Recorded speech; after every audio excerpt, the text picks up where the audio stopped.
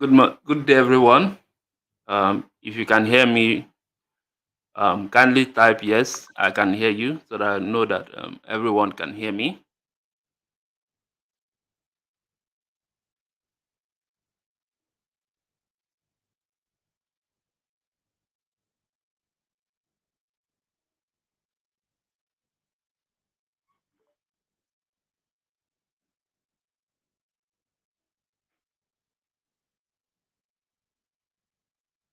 Please, if you can hear me, just type yes, I can hear you.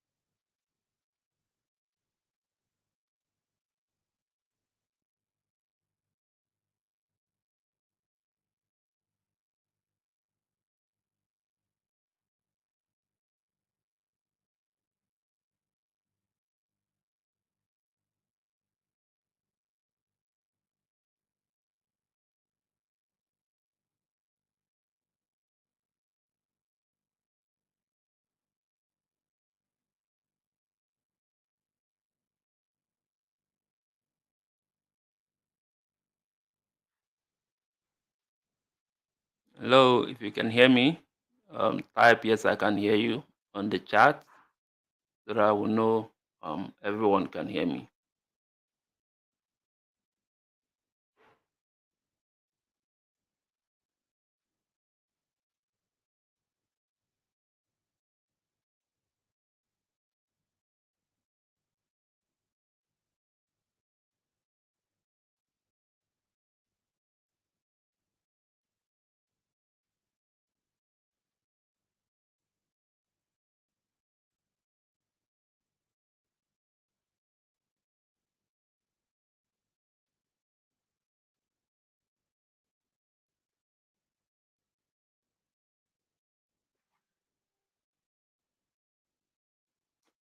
Okay.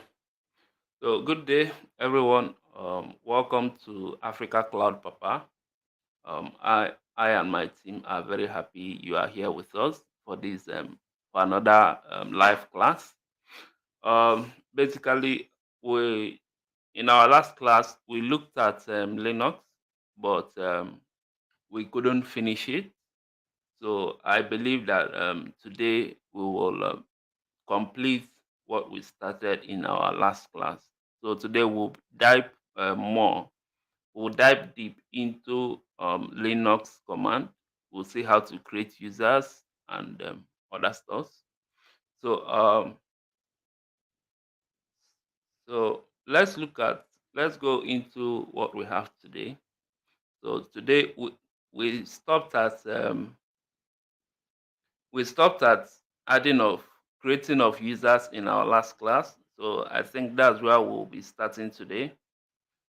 So let me share my screen.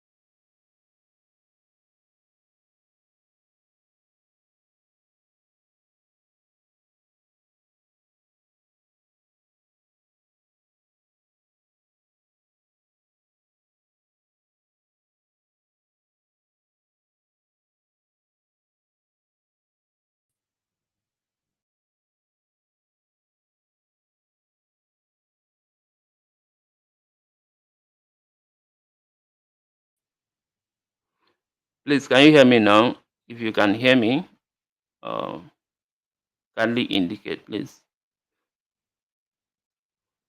Can you hear me now? If you can hear me, kindly indicate.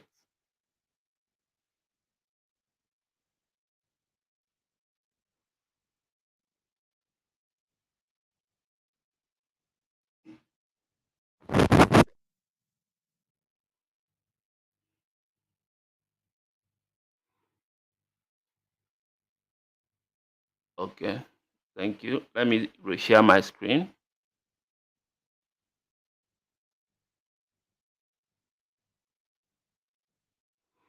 Can you still hear me?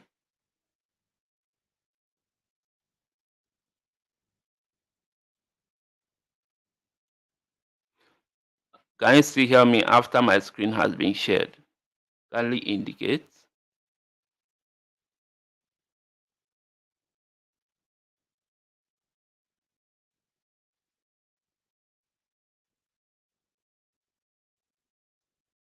Okay.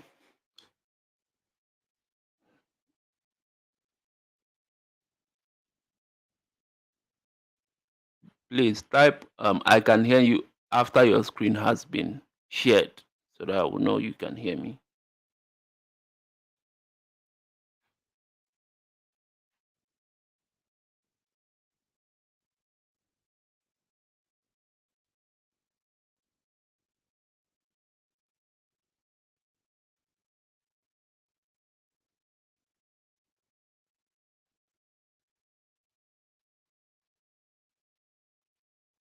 Okay. Thank you. Thank you. Sorry for the glitch in sound. My team just worked on it. So thank you for your patience. So let's continue.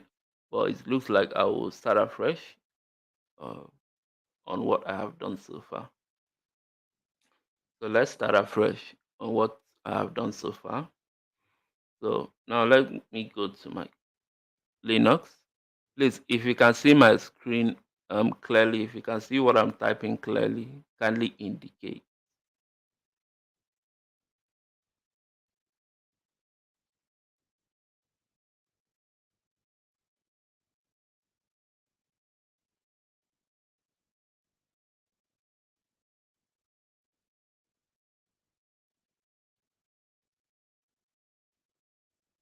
Okay. So let's start afresh.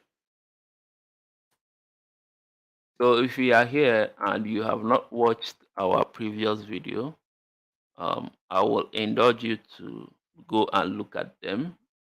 They are in our description. The links are in our description because our last class is a prerequisite for you to understand what we are doing here. So if you have not watched our previous video, kindly go to the links and watch them before you can proceed. So we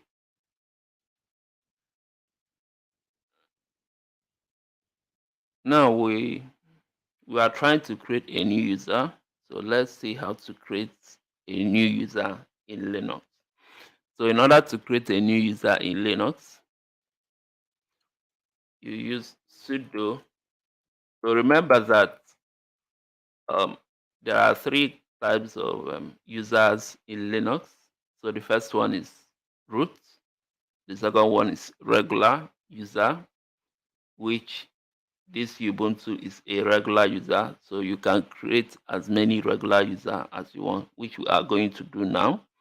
Then the next one is the service user. So the service user is a user created by application running on the system. For example, if you have programs like MySQL, they can create a user while running. So those users are called service users. So now, but I am just a regular user named Ubuntu. So you can see on the left hand side of this art, we have what the Ubuntu user. While the on the right hand side of this art is the name of my computer. So this is username and this is the name of the computer. So now we want to create another user. So now to create another user, the first thing, because the root user have all the privileges to execute any command on the system, but a regular user have some privilege, but not all the privileges to execute commands on the system. So in order to execute some command that the root user can execute, you need to add this keyword sudo. So sudo will elevate the regular user to execute the command, some of the command that the root user can execute. So now I will say sudo, then use the keyword add user.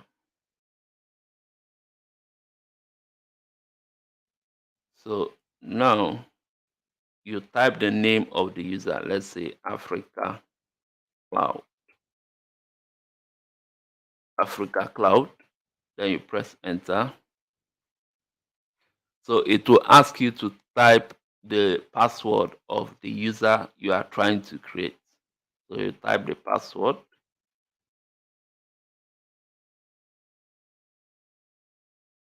you type the name, say Africa Cloud, you press enter, enter, enter. So you just type Y and press enter. So I have created a new user called what? Africa Cloud. So to know whether you actually created the user, you say you type ID Africa, the username, that's Africa Cloud, enter. So you can see that we have the user ID. So this is the user ID. This is the group ID. We'll talk about groups later. And this is the group ID as well.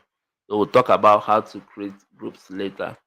So now, so you can see that I have created the user. So you can also check by typing cat etc slash swd. So you can see the last name here is Africa Cloud. Then this X signifies the password. You know, password are supposed to be hidden. That's why it's represented with X. Then you have the user ID. We have the group ID here. Then you have the name of the user. And this is the home folder and others. So that's that on how to create a user. So if you have any question, kindly drop it on the either on the comment section or on the chat, so that after the class I will attend to them. So now let's talk about how to create a group. How to create a group. So in order to create a group, so what is the advantage of creating a group? So the advantages of using creating a group is, for example, if you have a team of cloud engineers and you want to give them some certain permission, so you don't need to assign those privileges one by one on each of these users. So what you need to do is to create a group, then assign the privilege to that group and add all the users to that group, which means that all the users on that group will have that privileges. Because if you assign these privileges individually, it will take much time. But if you create a group, um, add users to these groups and assign privileges to that particular group, it will be much easier to do that way. So let's look at how to create a group. So now to create a group, you type sudo add group, then the group name, let's say cloud Press enter. So you can see that the group has been created. Right? You can see that the group has been created. So that's how to add a group, create a group. So now let's look at how to install programs or packages in Linux. So in order to install programs or packages in Linux, so in Windows we call it programs, but in Linux you call it programs or you call it packages. So now let me show you a visual representation of how to install a program in Linux. So if I go to here, so it will bring out this place. Let's say software.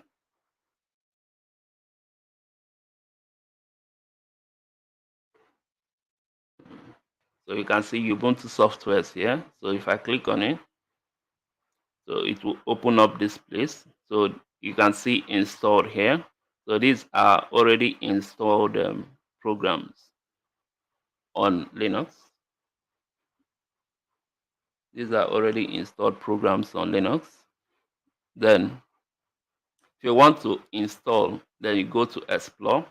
So you can see different programs here. So you can install. So in order to install anyone, let's open this. So you just click on what install. So it will install the program for you. But when you are working with server, you will not have such interface to install your program. So everything you would do is what using commands. So that's why we'll be looking at how to install programs or packages on Linux using commands. So now, in order to install a program or package in Linux, that's what we call package manager. So package manager basically helps you install a program on Linux. So there are different package manager in Linux. We have the apps, we have the snap. So but the popularly used one is the apt package.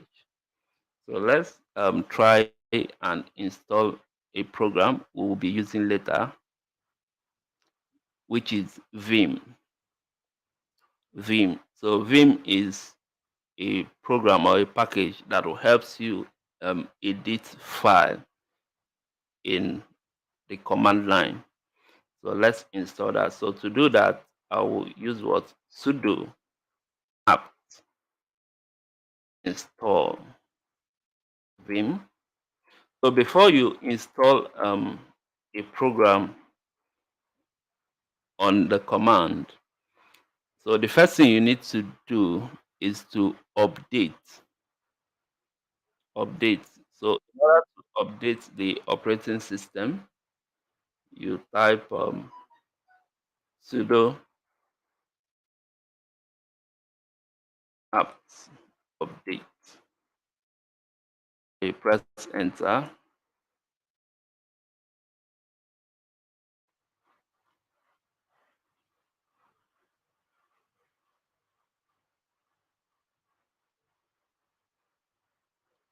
So this has updated all the packages we have. So now to install Vim, you type sudo install Vim.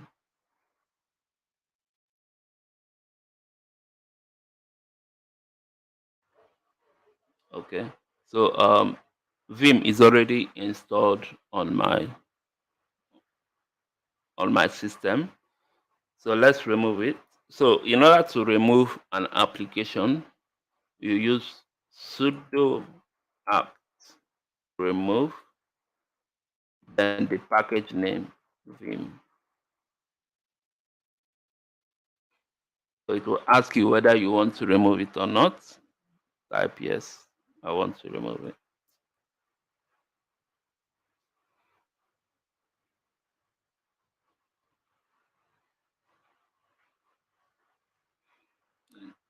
So it has been removed from my system. So let me reinstall it again.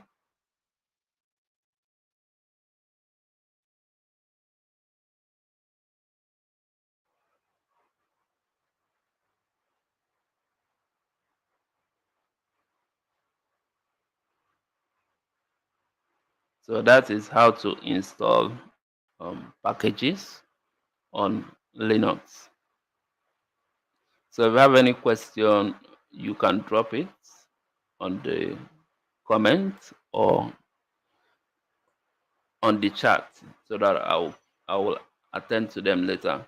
So now let's look at Vim, because I told you that Vim is a software that you can use to edit files on the terminal or on the command prompt. So let's look at Vim. So now, uh, in order to in order to edit a file using Vim, so let's let's create a file. So let's say let's know where I'm. So let's switch to document. Sorry, the document. Let me create a file here. Touch. In,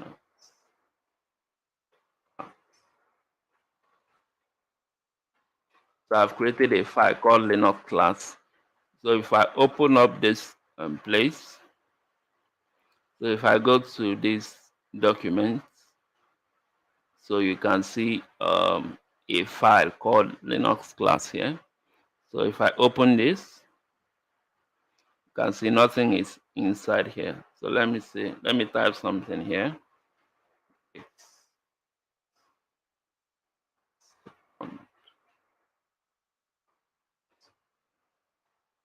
So I'll save it. Okay. So now if I go back to my Linux command, if I say cat Linux command, so you can see what I just typed on the graphical user interface. So now if I want to edit this file on the Linux, on the terminal, so what I will do is to say vim, then the file name. So sorry, let's add sudo, because I think you need some privilege to do that. So sudo vim, then the file name, press enter. So you can see it has opened the file for me, and this is the text we typed earlier. So now we have two types of mode in the Vim program. So the first one is the command mode. So the command mode, so everything you type on the command mode will be seen as command. Then the second one is the insert mode.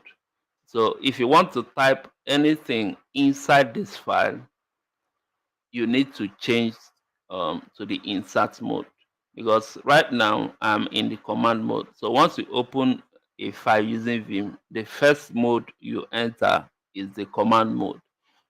Then if you want to now type, you need to change to the insert mode. So in order to change to insert mode, then I'll press I.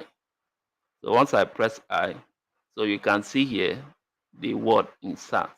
So this means that I can now type something the inside the inside the file. So now let me go to the end of this file, press enter. So this is the second line of this file.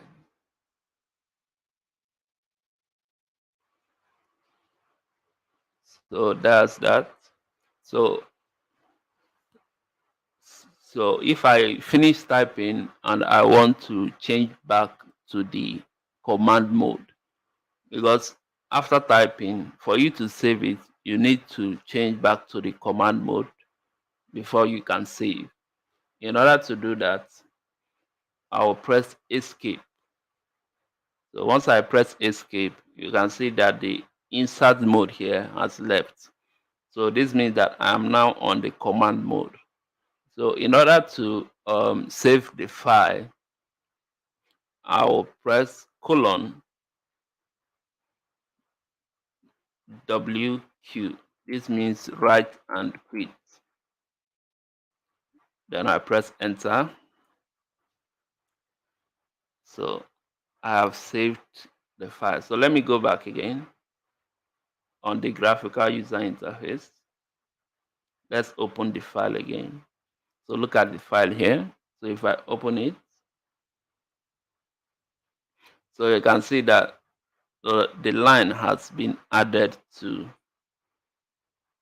the file. So that's that. So that's Vim. So there are other commands we will look at as well. So let's say you want to delete a line. So let's go back to the Vim. So let's say you want to delete this line that I just typed. So in order to do that, you need to be on the command mode. You need to be on the command mode. So then you go to the line and press double D. So if I press double D, you can see that the line has been deleted. So in order to go back to, in order to undo it, I press Yo. So you can see that it has undo the delete. So that's that for Vim. So if you have any question, just drop it on the comment section. Then we'll look at that. So now let's look at piping. Piping. So now, okay, let me quit this.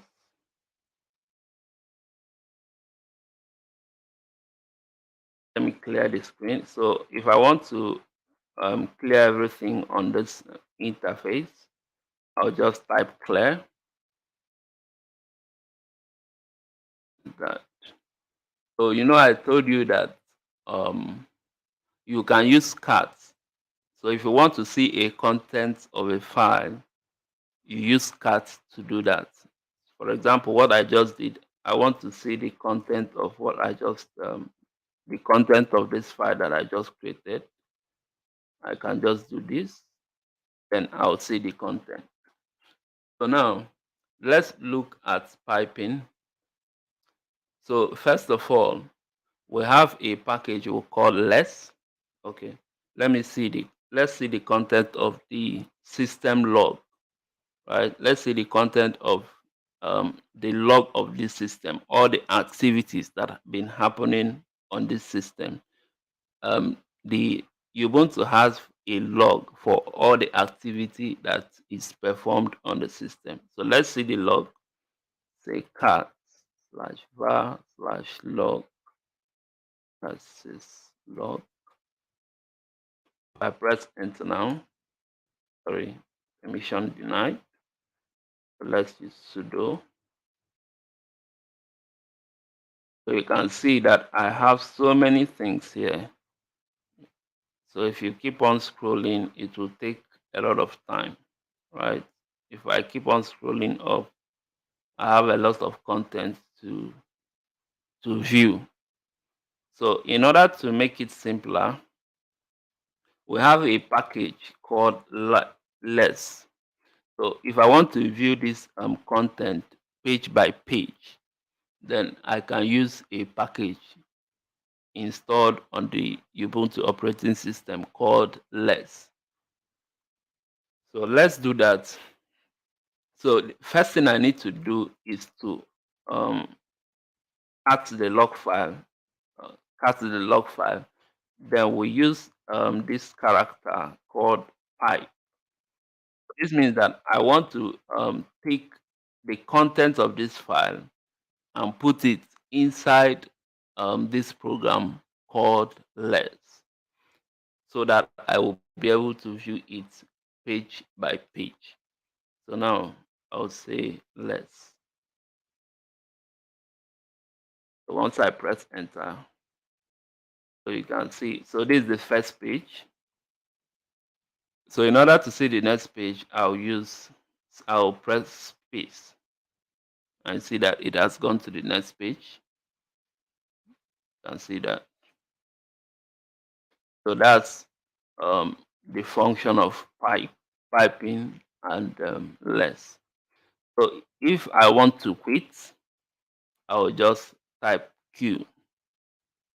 So once I type Q, it clears everything on the terminal. So that's that. So another use of pipe. So let's say I want to view all the commands that I have typed so far on this terminal.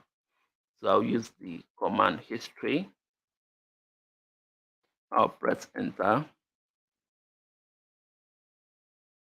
I'll press enter. So you can see there are a lot of commands that I have typed here. So now, in order to view it page by page, I will type history, and I will pipe everything into the what less package, and I'll press enter. So you can see I can now be scrolling page by page using space key. So now, if you want to quit, just type Q, and that is that. So now let's look at grep. So grep is just like search, right? So for example, if I want to search for commands that I use sudo, right? Or I want to search through all the commands that I typed that I use sudo, then I can say grep. I can say history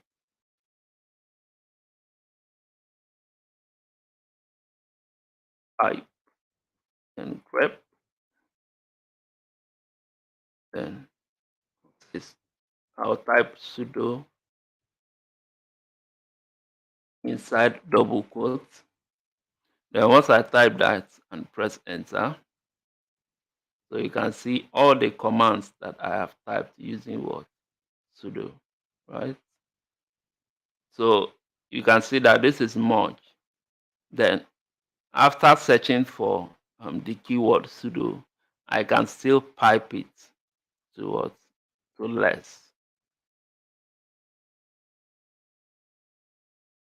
Press enter and see that.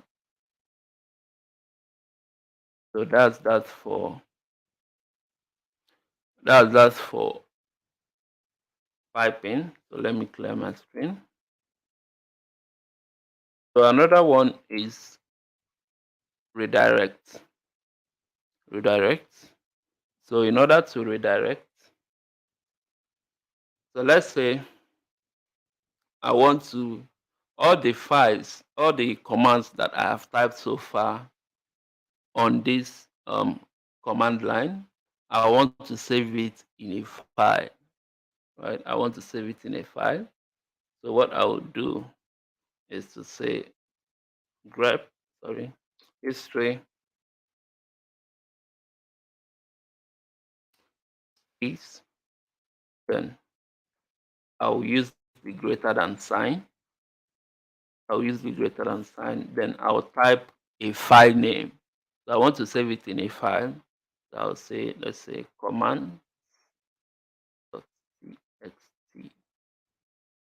and press enter. So this means that I have created a file called what? Command.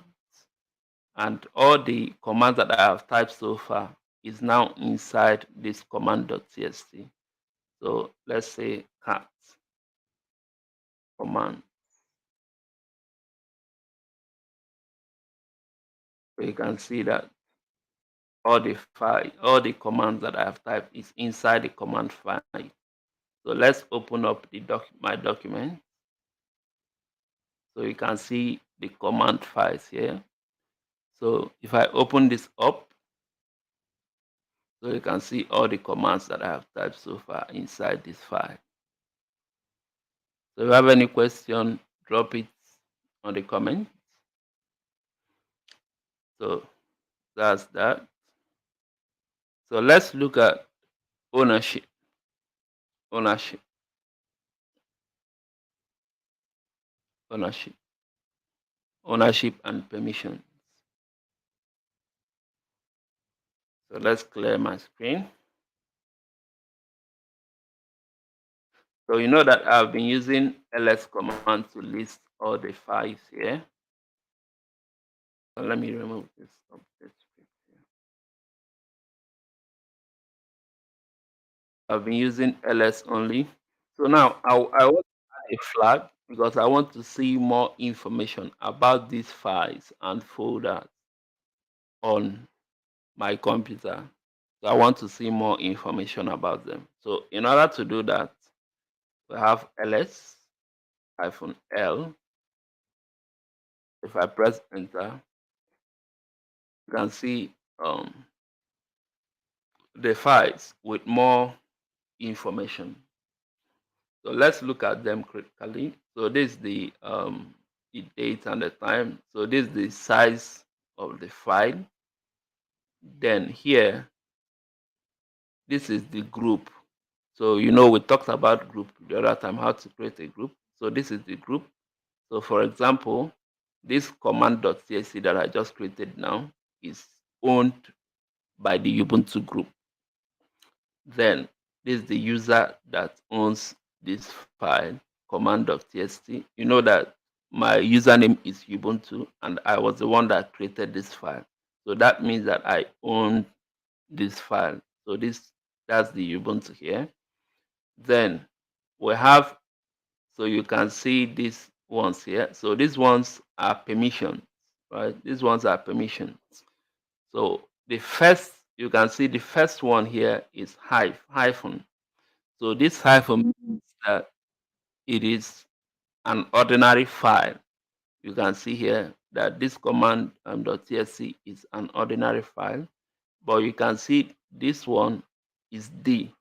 So this means that this file here, this text dir is a directory. That means it's a folder. So let's open up this.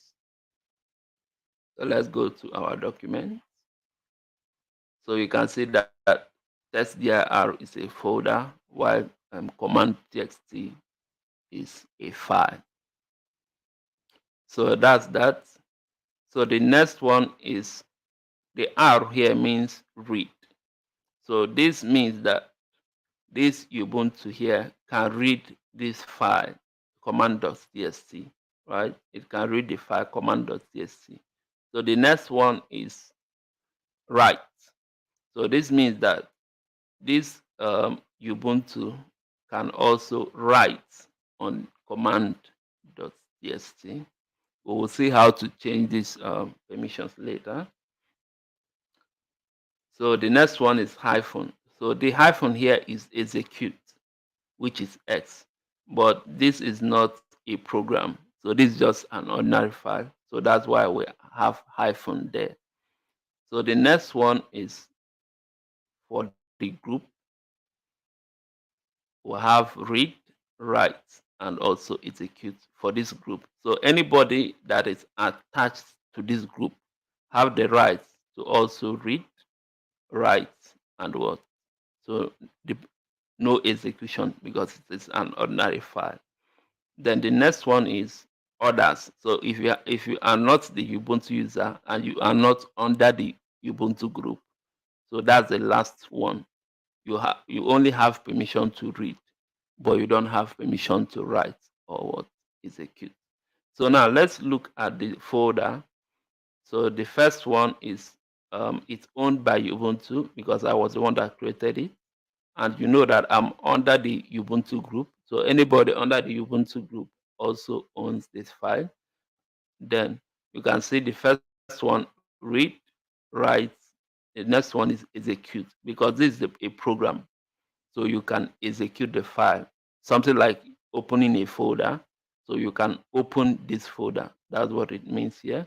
So so the next one is the same thing, read, write, what, execute. Then others have the ability to what, read, but you can't write, and you can also execute. So if you have any question, I know this may be a bit confusing, but you just take your time to look at it very well. Maybe after the class, you can take your time while you are practicing. You look at it very well. I believe that you can. I believe that you can. You will understand it better when you practice with it. So now let's look at changing ownership. Changing ownership, right? So now, if I want to remove all the rights permission on this command, I want to remove all the rights permission on this command. I will type change mode sudo. I need to add sudo because it's a root permission. So sudo change mode and plus, sorry, minus x, then the file name command.txt. So once I press enter now, so now let me type ls again. I find out, enter. So you can see, sorry, change mode from command, right? I don't know. So let's try that again.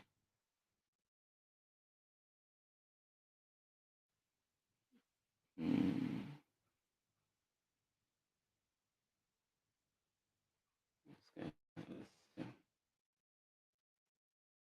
Okay, sorry. I use execute instead of write. So if I say so I want to remove all the rights permission on this file command.txt. So now I'll say change mode -r. So hyphen means remove.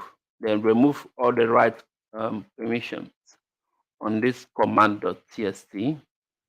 So once I do that, I press enter.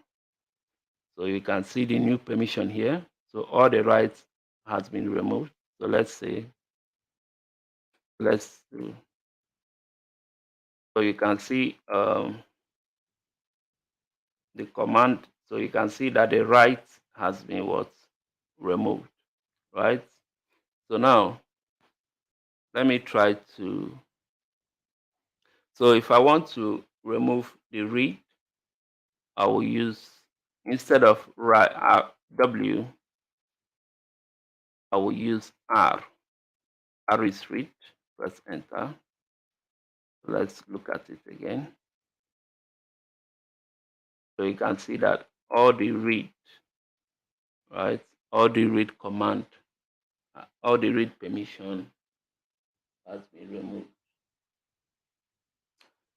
Okay, so that's that. So now if I want to add it back,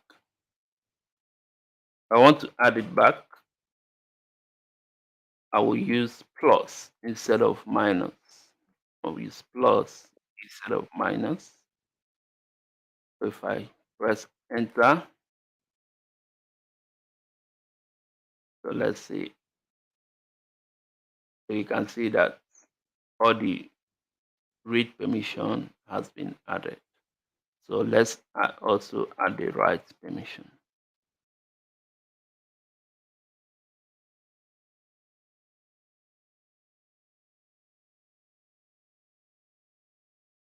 You can see that the right permission has also been added, right?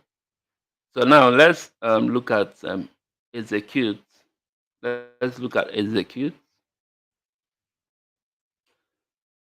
So now let me create a file. Let me create a file. Touch update linux.sh. Right? Let's enter. I've created that file. Let me edit it. Update linux. So let me type some commands here. You don't need to know this now. Um, this is beyond the scope of this class. I just want to use it to show example of how the execute permission work.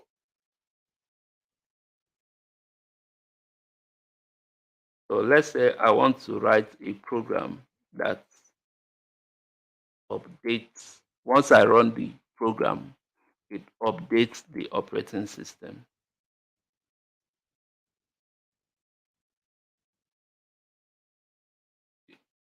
We have looked at this command before. So this is just a command that updates the operating system. So let's save it.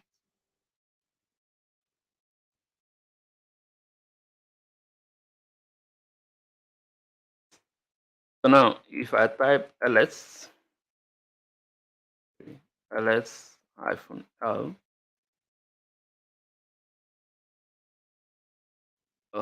what is it? Okay. So you can see that I only have the right to read and write, right? But I don't have the right to execute.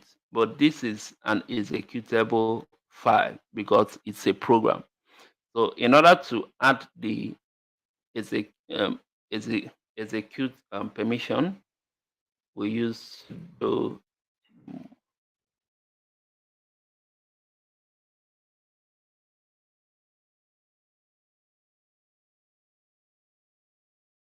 So now if I say ls, uh, you can see that I have added the execute permission.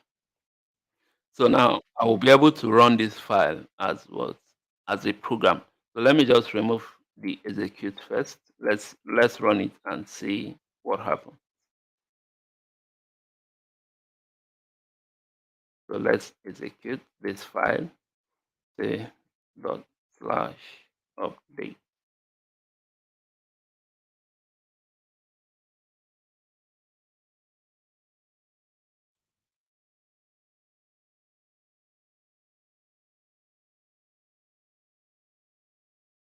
You can see that it's saying that I don't have permission to do that. Okay, now let's now add the executable permission. Let's run it again. You can see that it has started running because I now have permission to run it as a program. So that's that. So let's look at use of numbers to do to give permission. Um, Most people prefer using numbers instead of using letters. But me, I prefer using letters. But most people prefer using numbers. So let me just so 0 is 4. So you can download my Linux file. It's added in the description. So you will get more explanation of the Linux commands on the book. So now let's say 0 is for no permission. So now if I want to remove all the permission. Uh, if I want to remove all the permission on this update Linux, so I can say something like sudo change mode 000. Instead of using letters, I can use numbers. Update. Once I press enter, so let's start. So you can see that all the permission on this update Linux has been removed. So if I want to give only read permission to this Ubuntu user, I can say, I can change the first, because the first 0 is for the user, the second 0 is for the group, while the third 0 is for others, that is not the user and also is not in the group. So let me change this to 4. So I want to give permission to only the read permission to only the Ubuntu user. So once I do that, I press enter. So let's do LSL. So you can see that it has what? It's only the Ubuntu user that have the permission um, to read the file. But if I want to give Ubuntu user the permission to read, write, and execute, I can change this to 700.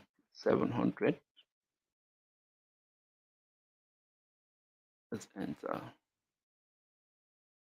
Let's do ls. You can see that only Ubuntu user that can read, write, and execute. So that's how the number works. So if you download my file, you can see how it is explained over there. So thank you. I think that's where we'll end the Linux class for today. So if you have any question, you can drop it in the comment section. So let me look at it.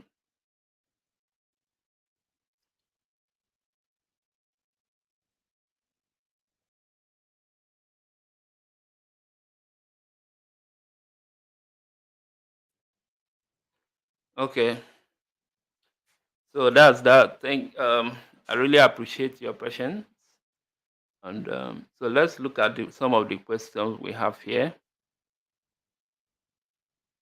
So Michael says, on adding users, which is best to know or use always between add user and user add. So if you are just adding user from your Linux terminal, like we did here, let's say sudo add user. So now, if you are running just from your terminal, you are typing it yourself, anyone is okay, right? Because you can fill the information by yourself. But if you are running it from a program, it's always advisable to use user add, because it doesn't ask you any question, right? It just create the user automatically. But if you are typing it yourself, anyone is okay. But if you are using a program to create a user, because sometimes you may actually need to use a program to create users. So in that case, user add will be better, because it does not require you to type any information. So that's that. So if you have any other question, kindly drop it on the comment section. So today, we've just come to the conclusion of our Linux class. Thanks for your patience. I and my team appreciate you all for staying with us in this Linux class, and I hope you learned something. So if you like what we did today, please like the video. If you are new in this channel, also subscribe, because more videos will be coming up soon. So thank you guys. So if you have any question, I'll just take a few. If you have any question, you can ask. I know Linux might be a bit confusing, but I believe that if you continue to practice, if you continue practicing, you will get to understand it better. Right?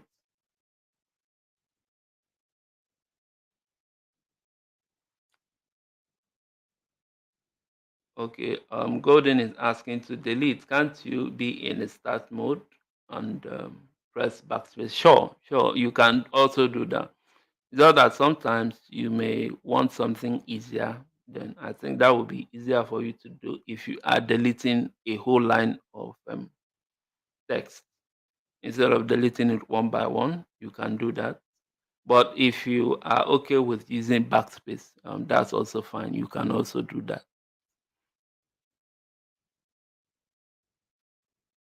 So so thank you, everyone. We appreciate you guys. So if you have any question, you can drop it on the comments, because I don't want this class to extend much. We are already 1 hour gone. So if you have any question, drop it on the comments. If you are in one of our groups, you can also drop it there. Why, if you encounter issue while practicing, right? So thank you. We appreciate you. So have a great weekend ahead. See you next week.